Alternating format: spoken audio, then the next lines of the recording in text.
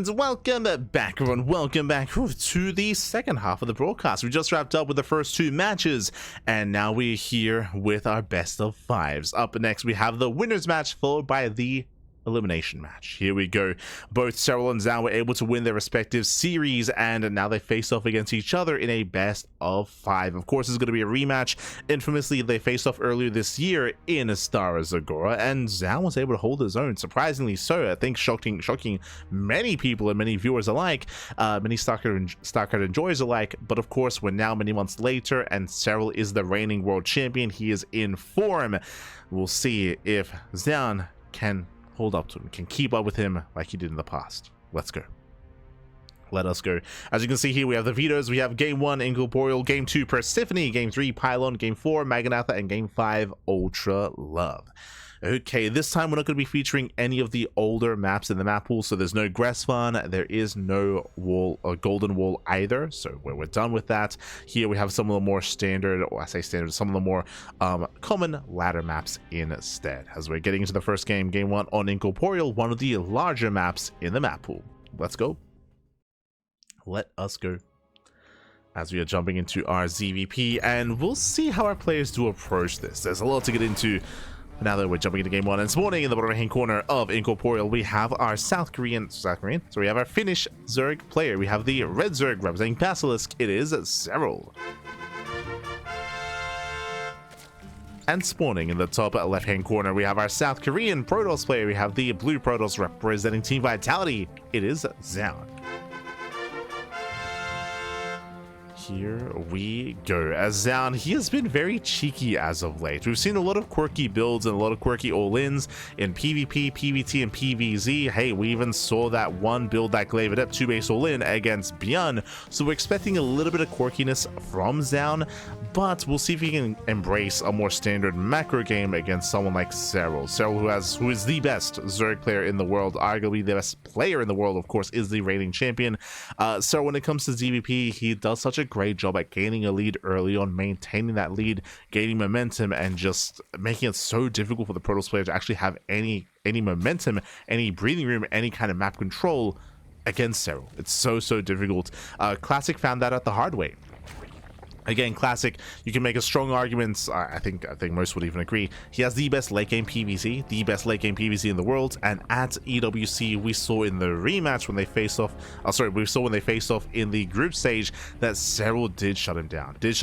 In that late game. That is also why when it came to the rematch in the grand finals, Classic avoided the late game because of how dominant Serral was looking in those more longer standard games. That's why the finals was as quirky as it was. Classic even confirmed that in the interviews afterwards, talking about how he knew that, hey, playing macro was not going to work against Serral. He had to do something cheesy, had to do something different, and that didn't work either. Oh boy. So we'll see how Zoun will approach. We shall see. For now, Hashgas Pool, standard opener out of Serral. Does open up Hashgas Pool, saturating his own natural. Meanwhile, across the map, we do have Zoun setting up what looks to be a Stargate opener based on the pylon positioning. Now, from here, we can go Stargate into a third base, into a standard game, or we can throw down tech earlier on. Depending on the Twilight Council timing, that would be indicative of Glaive Adepts, that would be indicative of a more aggressive build. We'll see when the timing gets thrown down, when the Twilight Council gets thrown down. As there are aggressive options here for Zoun.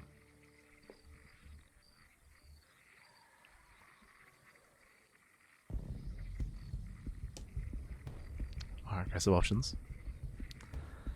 Now pokes in, pulls away. Ooh. As we just see Zoun delaying the third for a moment. It's a nice little delay there on the third base. Thankfully doesn't lose the probe, doesn't lose the pylon either. But the Adept does not quite get here in time. Ideally, if the pylon could survive a couple of extra seconds here, the Adept could have come in to reinforce, to actually keep the pylon up and running, and to just force a longer delay. Maybe even kill the drone.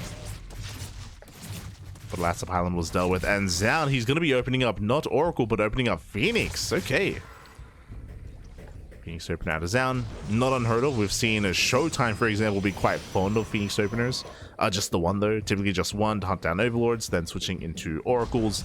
The benefits, the bonus here of the Phoenix Opener is you can deny vision. Deny vision, deny scouting, shut down the Overlords, and make sure the Serral does not know what is in the main. Which means Zoun, he can now hide some tech. Or he could not. Either way, Serral will have a hard time figuring that out. Zoun is setting up for a third.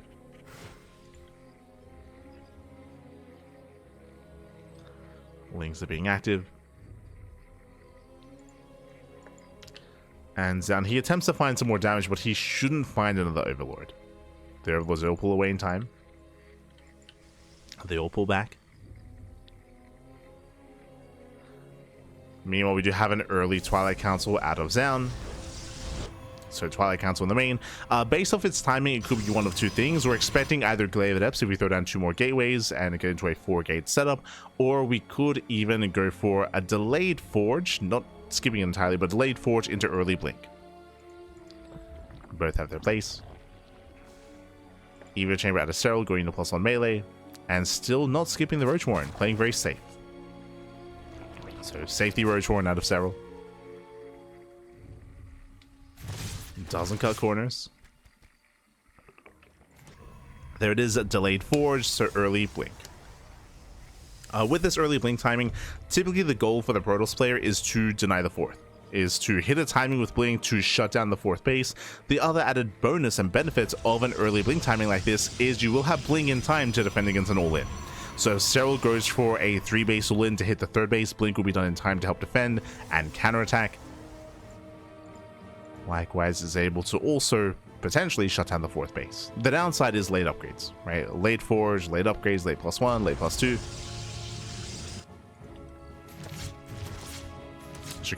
As you're committing that much harder.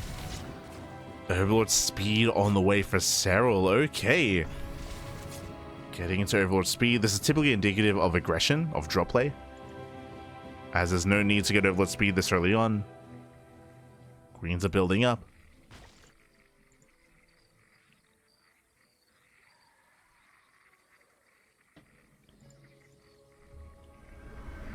And we're committing to the all-in. Okay, let's go.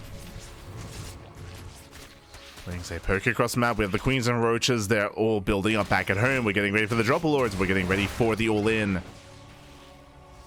And again, Blink is almost done. As we mentioned, Blink will be done in time for this. Dropper Lords are on the way. We're setting up for that German taxi. But Zoun is teching. Zoun is taking up into Storm. Zoun, he's not actually fully aware of what's happening. He moves out to check the 4th. He will soon confirm. Yeah, there we go. He sees. Yeah, he sees. He knows. Does see the Dropper Lords. Is aware of what's going on. And back at home, we need cannons and shield batteries. Oh, nothing here at the natural. Shield batteries now on the way, but these are late. Late cannons, late shield batteries. The all-in is here. And so he's going for the natural. Files will connect. Ooh. Lings a flood in. Storm is not ready. These High Templar, they do nothing. They do nothing. But yeah. Lings, they bust into the natural base. And there's no defense. There's no defense here. There's no army. We were skipping warpins as well. Again, cutting corners, rushing into High Templar. Storm is going to be a non-factor. And Lings, they bust into the main base as well. Again, Serral showing that he doesn't just have to play macro. He can just all in you. He can cheese you out, Bobby. It's fine. This is not the Serral of 2020. Nah. We can all in. Baby GG gets called as Serral does overwhelm. And Serral, he takes game at number 1. GG.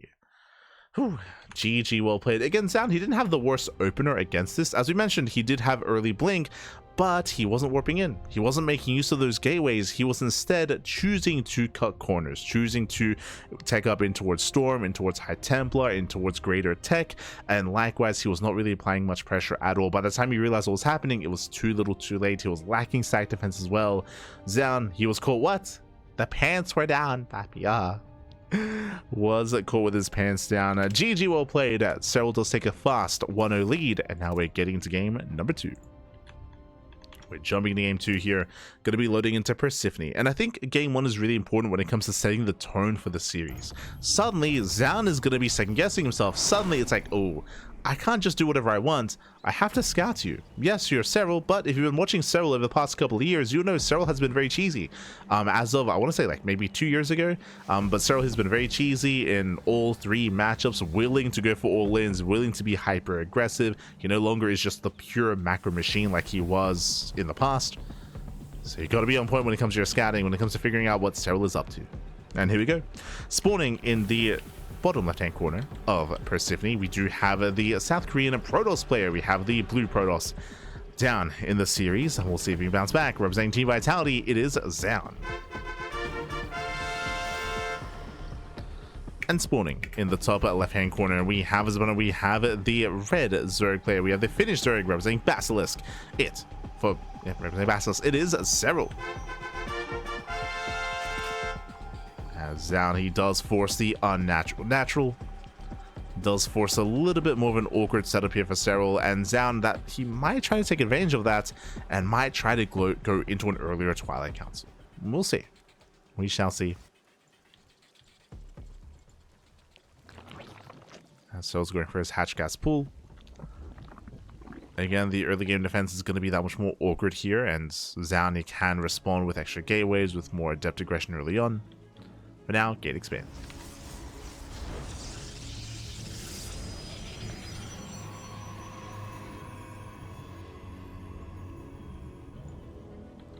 They were down, Bobby. They were.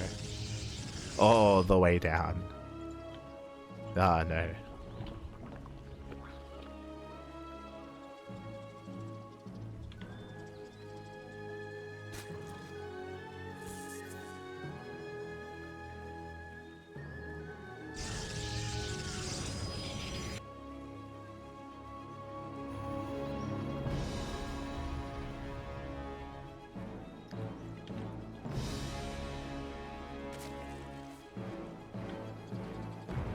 Here we are setting up. We do have our pylon placements. It looks like another Stargate opener here out of Zoun. Typically, if we go for a Twilight Council, the pylon is thrown down further back, either between your bases or behind your mineral line. So opening up Stargate once again. Now, last game we did technically have an early Twilight Council. It was early Twilight Council into what? Into early Blink. But again, it never really came into play. Do we go for the same build, or do we go into Glaives, or do we go for a standard opener instead? We'll see how Zoun adjusts.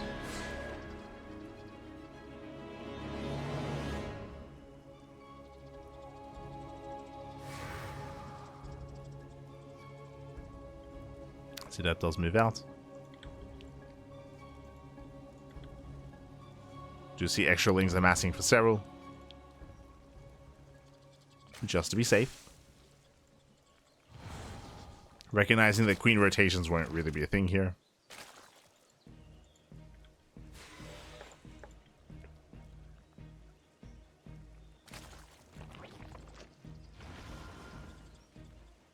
And this time we're opening up Oracle first, not Phoenix. So Oracle into a second gateway. No Phoenixes this time.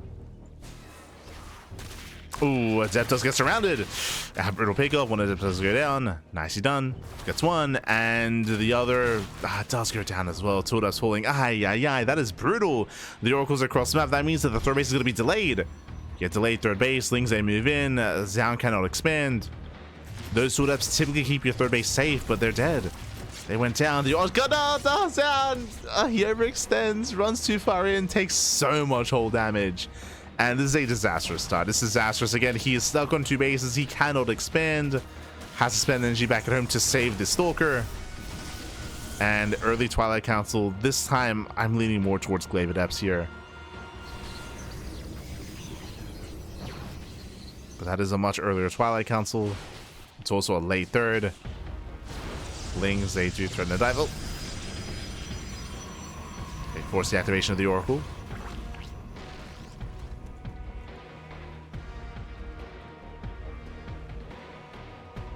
We can heal up, Pappy. We can heal up.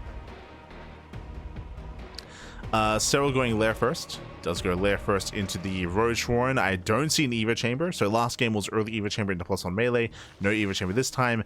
Meanwhile, it was early Twilight Council. Once again, just like last game, early Twilight Council into Blink into a delayed Forge. This is the same build 2 games in a row.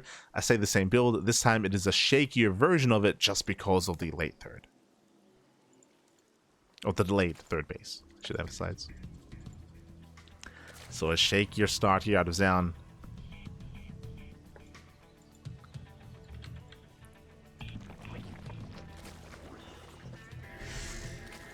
We'll see if he can recover. Dips in between the bases. Gets a drone. It's one transferring worker. We have a later Eva Chamber out of Serral. There's a higher chance it's going to be +1 range instead of melee. We'll see. Oh, hello, as we have a hidden spire. Serral once again shaking things up. There's that range upgrade that we did mention. Again, because it was a later Eva Chamber, more indicative of range, to get into range production. We do have the spire for mutas, but it looks like it should only be harassing mutas into a ground-based Roach army. But so far, unscouted. Oh boy. And this can be difficult to confirm. Wait.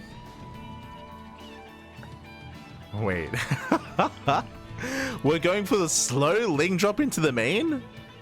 Okay, let's go. Lings, they fan out to the Dropper Lord. We're headed for the main base. Go, dropping into the main.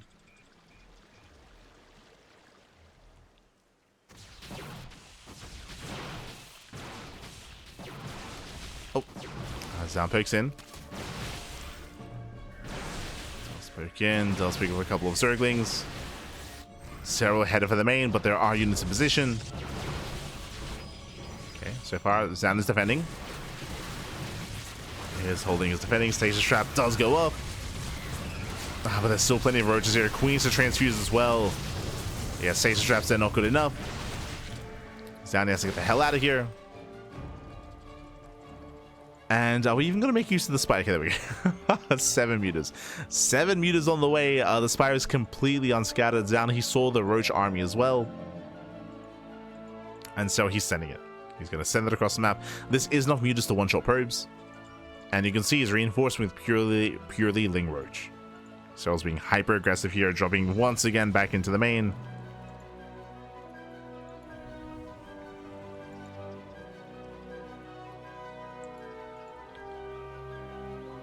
Storm will finish up in time. So going to be harassing on the right hand side. Behind this, he's taking up. He's droning a little bit, taking up into Hive in towards the Lurker tech. Lings, they cancel the 4th base. And here come the mutas. Ideally, you do want a distraction. Here we go. Ling Roach moving in. Can he catch out the High Templar? That'd be the end goal. Ooh, good reaction. Stalkers, they're ready in the main. They were here because of the drops. And mutas, they got 5 probes so far. They head into the natural. Ling Roach in between the bases. Once again, though, Zoun is ready. Zoun defends.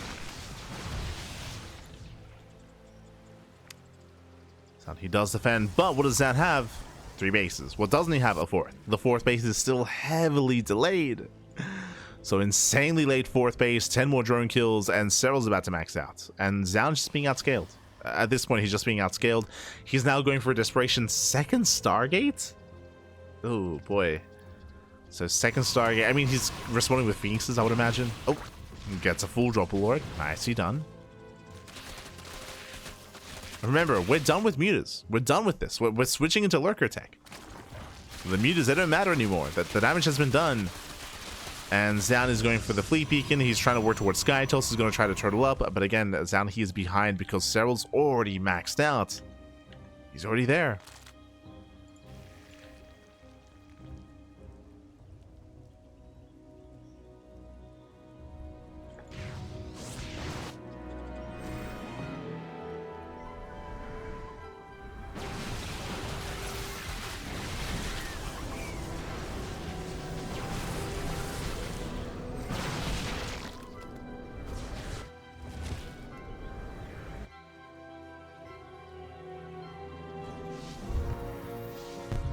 Serral, he does pull back. It pulls back, he rotates. Again, Serral, he's maxed out. He is up to how many lurkers so far? 4, soon to be 8. So 8 lurkers in total. Tempest are building up.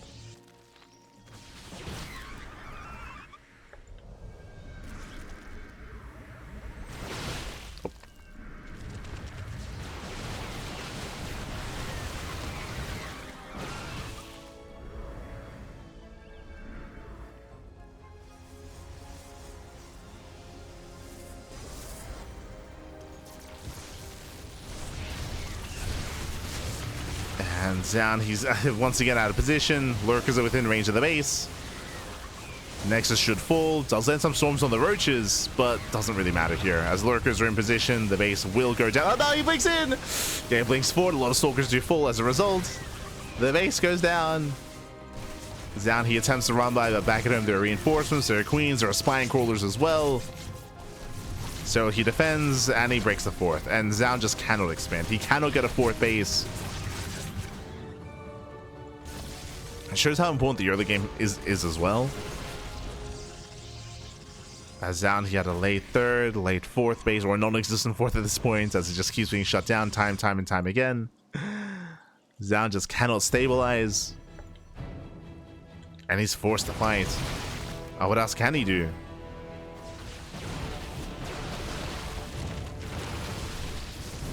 He does slap 2 lurkers, not bad. Storms are popping up as well. Oh, Jesus. As we're rushing through the storms.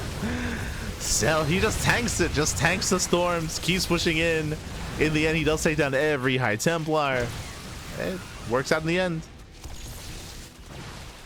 Now he's pushing, chasing the remainder of the army. Lurkers, they peel off towards the would-be 4th base. Oh.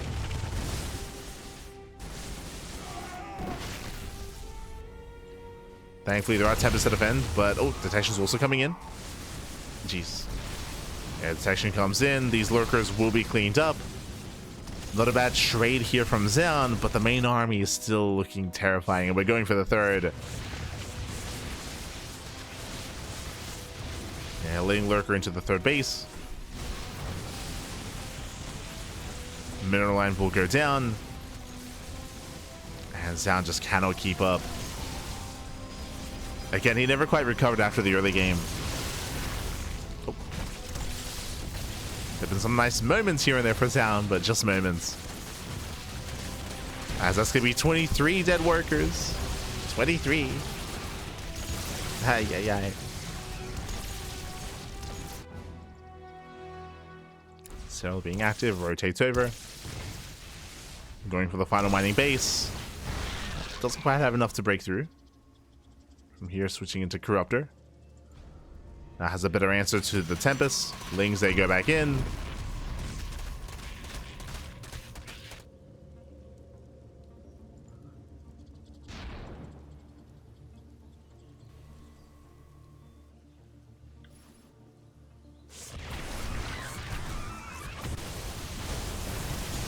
Lings, they push back forward. And with that, we're going for the kill at this point.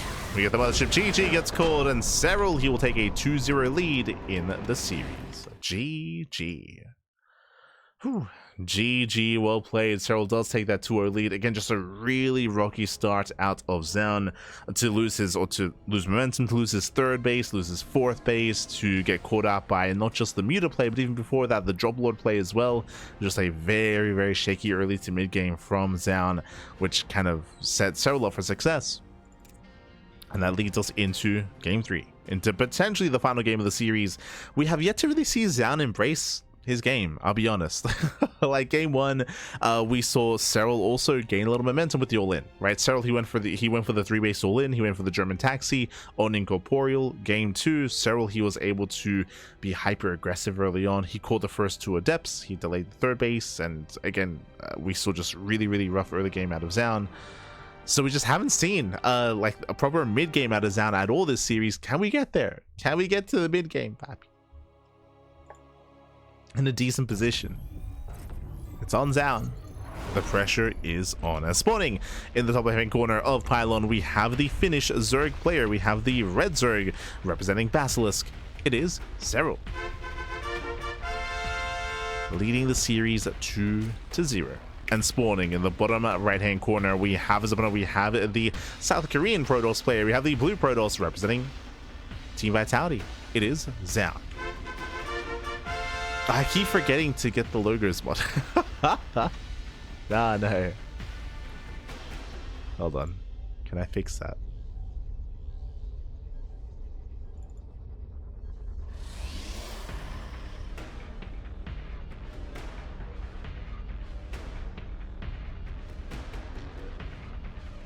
I'll try to.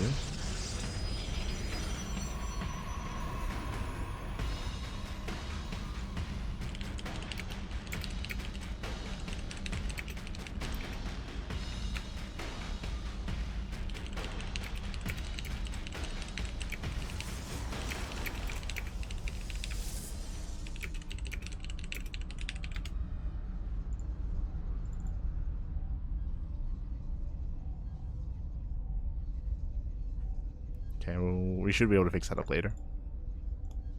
Should be able to. For now, though, we do have our initial opener. Getting gate expand out of Zoun, and hatch gas pull out of Serral. And welcome one all to Pylon.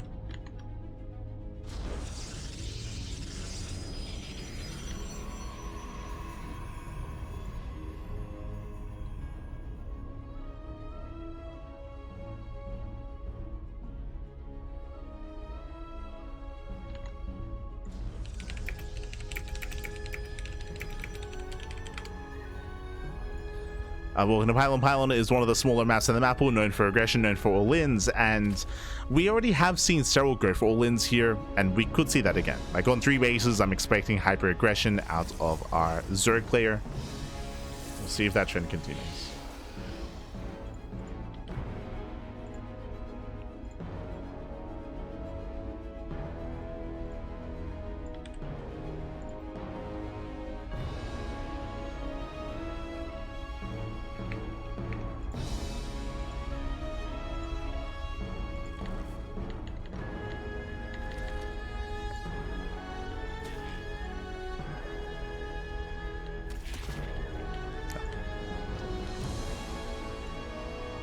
Sorry, just a little bit distracted, just trying to set up the logos mod. But we're good to go. We're good to go. Should be there for the next game. Should be there. As for now, again, we're going to be settling in. We do see Serral expanding towards his opponents. That is indicative of faster creep. So faster creep is going to be spreading across the map from this 3rd base. That might be an indication of aggression, or it might not be. It's going to be an option available here for Serral to spread creep a little bit faster to be able to commit into a Queenling all-in or a Roach Queen based all-in as well, even without Dropper Lords. Doesn't have to, but the option will be there.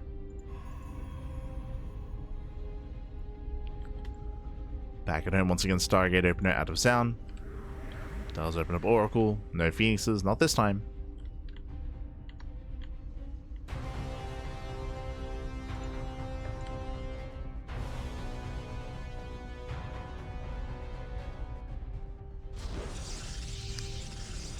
No Phoenixes.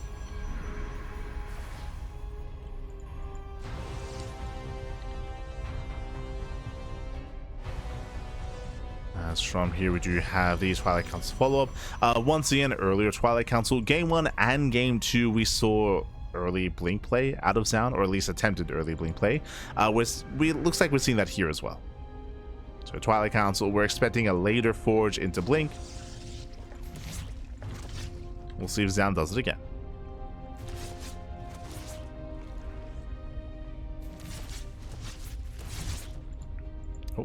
Queens are a little bit late to respond, but they do get here in time. Twilight Council's on. Gateway is going to be on the way. Safety Roach Horn out of Serral. And the Overlord goes in. The Overlord does confirm the gateways, does confirm the Twilight Council up just barely. There does barely confirm. No Forge. Blink. Blink is on the way. Again, the purpose of this build is to hit with Blink and to hit the 4th base, but Zoun just hasn't been able to. Game 1 or Game 2. just hasn't been able to hit it. Meanwhile, massive gateway explosion. We have 5 gates in the main, 2 at the natural. We have 7 gates in total. Jesus. And no forge this time. 0 forge, 0 +1.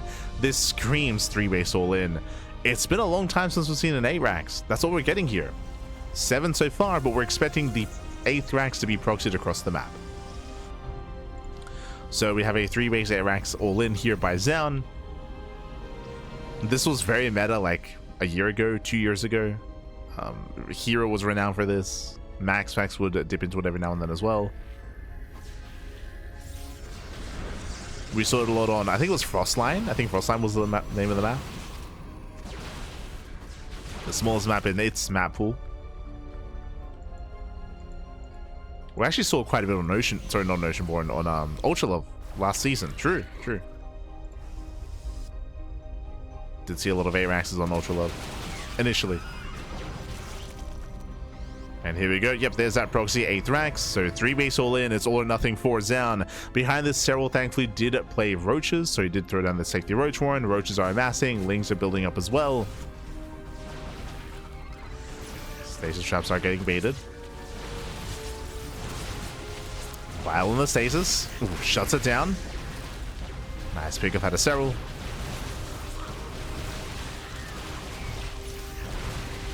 Yeah, more stasis traps going off. So there's one stasis trap left. And Stalkers are going down. Brutal losses here for Zoun. He has to get the hell out of here. The Stalkers are getting low. They're getting low. Oof. Blinks away. That was the final stasis. Serral still amassing more Ling Roach. Roach speed is almost done. +1 range is still on the way. Once speed finishes, Serral can chase this off a creep. He can chase this down.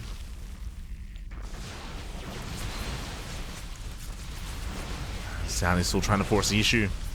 I mean, he has to, he's all in. Stasis runs out.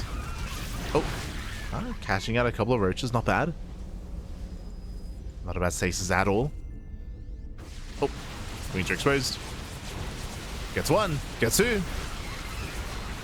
Takes down a handful of queens. I have all the reinforcements coming in. Serral, he's taking down more stalkers. Stasis trap is about to run out.